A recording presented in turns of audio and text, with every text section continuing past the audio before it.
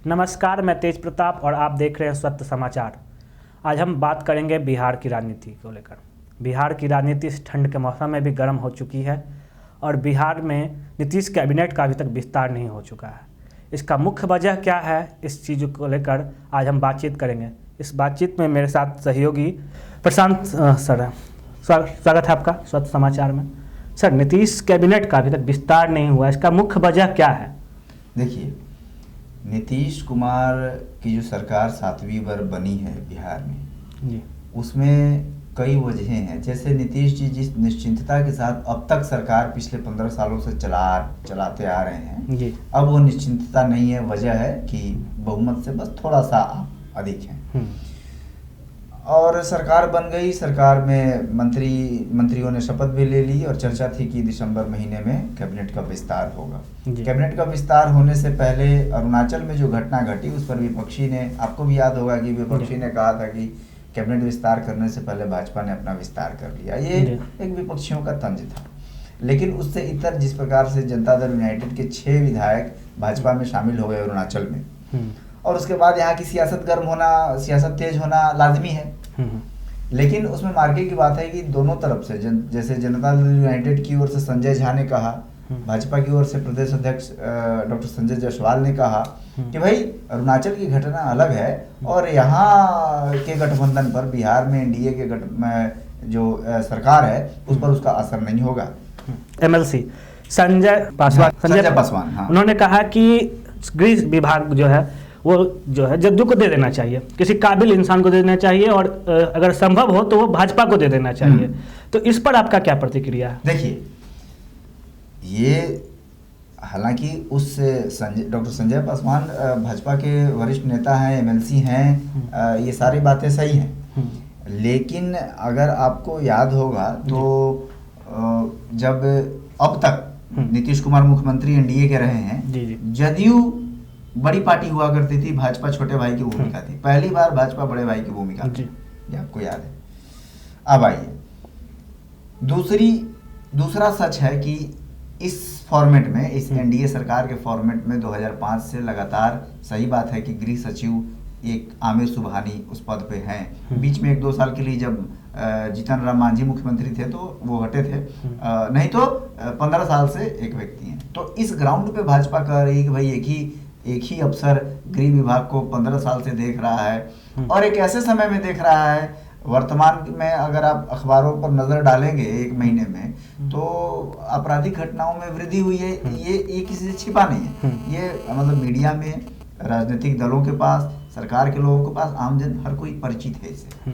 नीतीश कुमार एक प्रशासक के रूप में उनकी यूएसपी क्या रही है? लॉ एंड ऑर्डर, कानून व्यवस्था को लेकर नीतीश कुमार कोई कंप्रोमाइज नहीं करते हैं, ये छवि है। और अगर आपराधिक मामले बढ़ रहे हैं तो इसका मतलब है कि उनके इस यूएसपी पर प्रश्न चिन्ह है। अब ये बात हुई, ठीक है। अगर संजय पासवान ने ये बात कही है तो कहीं ना कहीं उनके Nitish Kumar, law and order, USP, ये सबका जो जोड़ बनता है उसी का नतीजा है कि संजय पासवान ने कही है। भाजपा बड़ा भाई है, बड़े भाई की भूमिका में है, सीटें अधिक आई हैं, तो एक जो इकबाल रहता है, एक जो प्रताप रहता है गठबंधन में पार्टी का, वो भी बढ़ा है। तो उस बढ़ते प्रताप का भी नतीजा है कि पावरफुल जो विभाग हैं, जो बड़े विभाग हैं, चाहे भाजपा अपने पास रखना। आपको याद होगा कैबिनेट, जब पहले कैबिनेट मंत्री शपथ ले रहे थे तो चर्चा थी कि शिक्षा विभाग भाजपा अपने पास चाहती है, विधानसभा अध्यक्ष की कुर्सी भाजपा अपने पास चाहती है, वो मिली भी। उसी तरह से हर कोई महत्वाकांक्षी होता है, अपने शक्ति के अनुसार हर कोई आकांक्षा रखता है। भाजपा की शक्ति बड़ी है और भाजपा अपने पास अधिक से अधिक बड़े विभाग रखना चाहती है, तो ये स्वाभाविक है, मतलब इसमें कोई बात सोचती नहीं है। तो ये तो गृह विभाग वाला बात हो गया। अब कल तक जो चर्चा थी वो यह कि बंगाल चुनाव भी जदयू लड़ेगा, राजद को इसमें अपॉर्चुनिटी दिखने लगा बिहार में, और भाजपा ने भी कह दिया कि हाँ, बंगाल चुनाव अलग अलग लड़ सकते हैं हम लोग। अलग अलग राज्यों में गठबंधन की स्थिति अलग अलग रहती है। बिल्कुल। पहले भी होता रहा है कि जब भाजपा जदयू की बिहार में सरकार थी तो जनता दल यूनाइटेड ने दिल्ली और उत्तर प्रदेश के विधानसभा चुनाव अलग अलग लड़े थे। तो ये सामान्य है बड़े गठबंधन के लिहाज से, भाजपा के लिहाज से। ठीक है, इसको हम कंक्लूड करते हैं इस रूप में कि राजनीतिक सरगर्मी है, लेकिन जिस प्रकार से पिछले 2 दिनों में भाजपा और जदयू ने इसको आगे बढ़ के हैंडल किया है जी।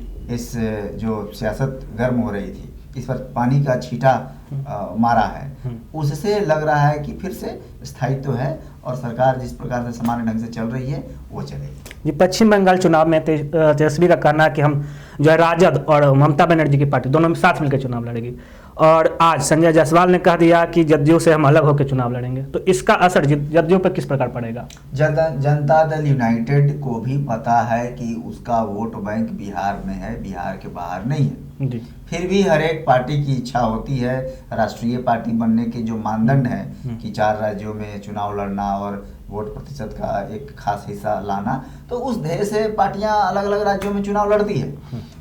तेजस्वी बड़े नेता हैं, बिहार के नेता प्रतिपक्ष हैं और वो भी अपने पार्टी का विस्तार करना चाहते हैं। फिलहाल बिहार के ही वो मुख्य जनाधार बिहार में ही है, थोड़ा बहुत झारखंड में अब बच रहा है या फिर है। तो अगर वो टीएमसी के साथ गठबंधन करके विधानसभा चुनाव लड़ना चाहते हैं तो वो उनकी इच्छा है, और जनता दल यूनाइटेड अलग लड़ रही है, वो उनकी इच्छा है।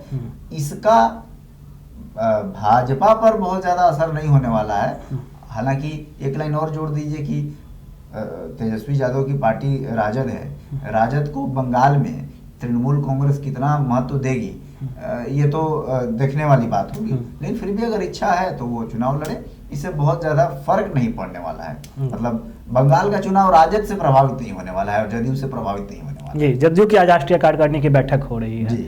इस बैठक में क्या बंगाल चुनाव को लेकर और अरुणाचल प्रदेश की घटनाओं को लेकर चर्चा हो सकती है? बिल्कुल हो ही रही है जी। अभी तो खैर जो थोड़े बहुत इनपुट आ रहे हैं, हालांकि जब ये बैठक उसकी संपन्न हो जाएगी तब हम लोग आधिकारिक रूप से कहेंगे, लेकिन अरुणाचल प्रदेश के मुद्दे पर विमर्श जारी है। बंगाल चुनाव में जदयू को चुनाव लड़ना है, अकेले लड़ना है या किसी दूसरे दल के साथ गठबंधन करके लड़ना है, यह भी देखना है। तो ये दोनों मुद्दे, उसके बाद बिहार में कैबिनेट का विस्तार करना है और उसमें जदयू के कोटे में जो विभाग आएंगे उसमें किन किन को मंत्री बनाया जाना है। तो ये सारे मुद्दे ऐसे हैं जिस पर जदयू की राष्ट्रीय कार्यकारिणी में विमर्श होनी है और हो सकता है कि शाम तक कुछ ना कुछ और इनपुट हम लोग को मिलेंगे। जैसा कि देखा आपने, प्रशांत सर ने बताया कि जदयू की राष्ट्रीय कार्यकारिणी की बैठक हो रही है। इस बैठक के बाद ये बातें खुलकर सामने आ सकती है कि नीतीश कैबिनेट का विस्तार हो सकता है और जिन जिन मंत्रियों को उनका विभाग मिलना है वो मिल सकता है। और देखने वाली बात यह होगी कि क्या गृह मंत्री विभाग जो है वो जदयू के पाले से हटकर भाजपा के पाले में जाएगी या फिर जिस तरह से सरकार चल रही है उसी तरह से सरकार चलेगी।